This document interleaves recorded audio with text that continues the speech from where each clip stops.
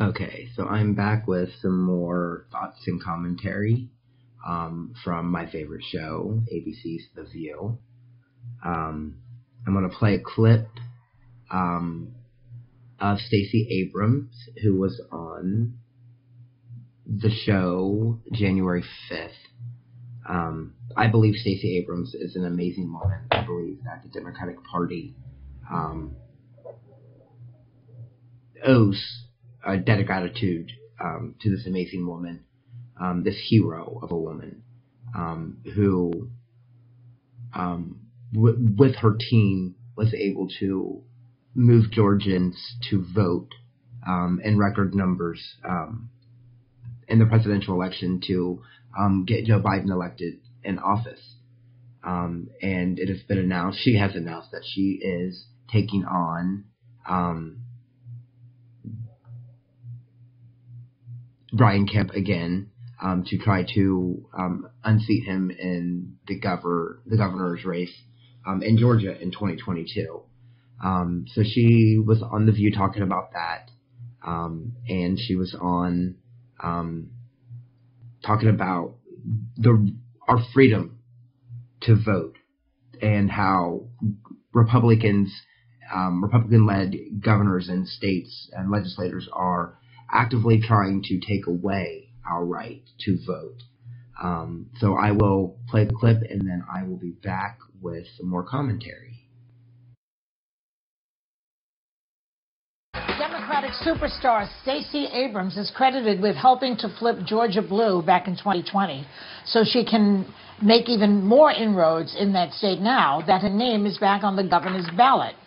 Here to talk about that important election, as well as voting rights, January 6th, and a host of other essential topics, is activist, author, gubernatorial candidate, and one of my personal heroes, Stacey Abrams. Welcome to the show, Stacey. Great to see you. I don't know what else to call you but Stacey, but hopefully we'll be calling you Governor Stacey soon, right? Well, Stacey works for now, so thank you. Okay. All right.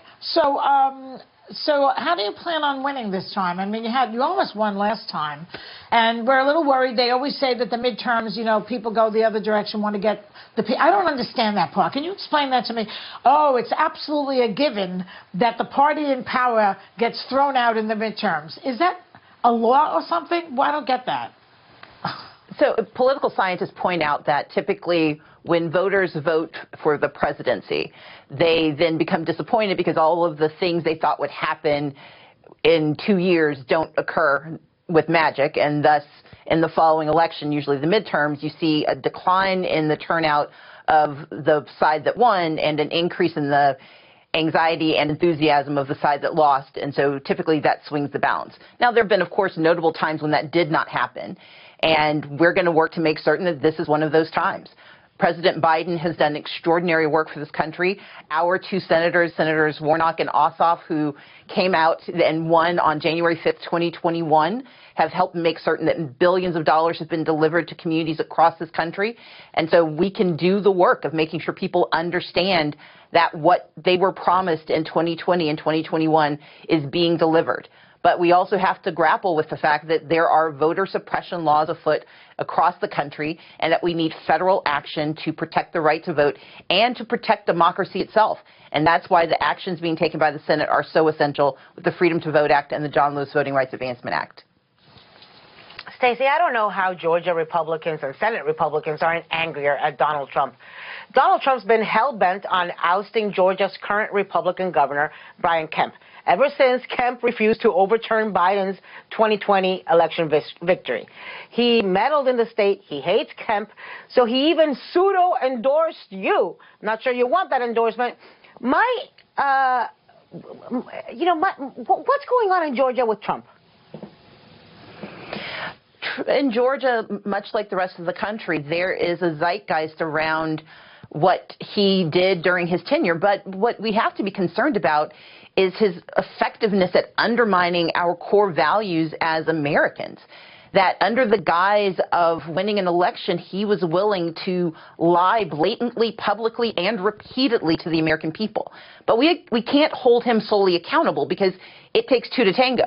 And every Republican who decides to adhere to the big lie, everyone who thinks that to win an election, you have to subvert democracy and stop voters that you don't care for, they are undermining the fundamental nature of who we are. You mentioned off camera that you are a refugee from Nicaragua. You understand that the subversion of democracy doesn't begin with a major action. It becomes a set of incursions, much like the insurrection, but also laws being passed that make it easier to steal votes from people. This isn't about who wins the election. It's about who gets to be heard in the election.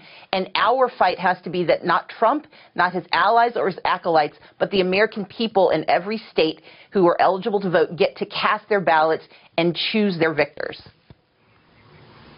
You know, Stacey, as you just mentioned, in the years since the insurrection, 19 states have passed restrictive voting laws, and more are even expected in 2022. And Democrats, I'm happy to hear, are now focusing on passing voter protections, but they just don't have the votes to get it done, right? I mean, tomorrow is the anniversary of the insurrection. In your view, is there a realistic path forward to protecting voting rights, and what can everyday Americans do? I think the juxtaposition of January 5th and January 6th is incredibly important to understand. Yes, on January 6th, there was the insurrection, an attempt to undermine the fundamental premise of our democracy. But on January 5th, the day before, in the state of Georgia, 2.3 million Georgians said, we are going to protect our nation and do what's right. And they elected Jon Ossoff and Raphael Warnock by overcoming voter suppression, by overcoming those who told them not to participate, and by showing what can happen when we have effective government. And so what we need to hold on to is that we have 2 U.S. senators who joined 48 colleagues, and they are fighting together to protect voting rights. I am very supportive of the work that Senator Schumer, the leader of the Senate, is doing to restore the Senate, to make it a functional body. And part of making it a functional body is using the power of the Senate, the power of our federal government, to set minimum standards for participation in our democracy. I believe that the Freedom to Vote Act and the John Lewis Voting Rights Advancement Act will get their hearing. And we know that because of Jon Ossoff, because of Raphael Warnock, because our democracy can work, that we have the opportunity to pass those laws. Hey, Stacey. To this day, 60% of the Republicans believe that the 2020 election was stolen. And as we speak, there are reports that local election officials across the country are being replaced by Trump loyalists and insurrection sympathizers. Is our democracy more fragile today than it was a year ago? And should we all be preparing for more election-related violence? We should be prepared for the challenges, the subversion of democracy. That is part of the intent. You have 2 pieces to it. There's a very popular piece that's going around right now that says we should focus on one small issue. I wouldn't say small, I don't want to minimize it. The electoral count issue, which looks at how do we make certain that at the end of the day, the person who's elected president gets that position without the subversion of democracy. But we cannot ignore all of the interstitial steps it takes to undermine democracy. When you remove election officials, or worse, when you threaten them, when you threaten their lives, you are undermining the mechanism that makes democracy work. We need to be protecting our election workers and our voters, and we can do that by saying that no matter where you live in this country, your right to vote is protected. That is what the Freedom to Vote Act does. That's what the John Lewis Voting Rights Advancement Act will do. And yes, we should be concerned about anyone who would take a position of power in our democracy to undermine it. We have a resilient democracy, but it is fragile. Democratic super.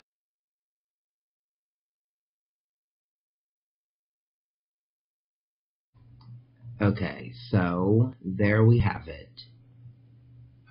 That was the first part of her interview. I want to touch on a few things that the ladies talked about. I believe Stacey is right that we must fight to keep our democracy because it is precious.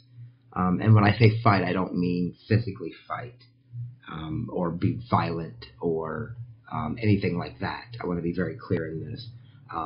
I mean that we must get out the vote. We must encourage others to register to vote and help others get to the polls to vote.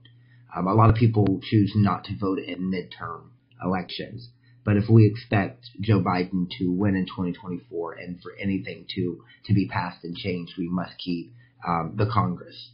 The House and the Senate must stay in Democratic control. And in order to get voting rights passed, I think that Sonny alluded to, we might not have the votes. And that really comes down to Joe Manchin of West Virginia and Senator Kristen Sinema of Arizona, who are refusing to stand for equality of the vote for all people. I think that it is time that we kill the filibuster, or at least tweak the filibuster, so we're able to get voting rights passed without that 60 vote threshold. I would encourage everyone to talk to your friends, talk to your family, talk to your coworkers, register, help them to get registered to vote, help them get to the polls if they need it. It is so important that we preserve our democracy. And the only way we can truly do that is to overwhelmingly vote in the party that is standing for the people, the party that has the average American at heart. And I do not believe that that is the Republican Party. I think that Democrats are the ones who are fighting for a more just economy, a more just justice system, a more just America for all. And the way that we do that is by making our voices heard in local elections and state elections, as well as national elections. So I would encourage all of you to get out the vote and help someone register to vote if they're not voted. If they're not registered to vote yet, there is definitely time. And to elect young, progressive Democrats in your local elections who truly have your best interest at heart. We need to no longer vote for the party that our parents voted for, or that our church votes for, or that you were raised to think that, oh, you only vote one way because that's just how Christians vote, or that's just how Ohioans vote. I don't think that is, we're not in the same place that we were 20 years ago, 30 years ago. We have clear evidence, and we can see that one party is hell-bent on destroying our democracy. The founding fathers, I don't remember exactly which one, but one of them said that we have a democracy if we're willing to keep it, if we're willing to fight for it. Thank you guys for listening. I hope that you will come back and hear more commentary from me of The View, as well as other things that I'm planning to talk about. Thank you guys. I appreciate it. Like this channel, subscribe, all that good stuff. Thanks.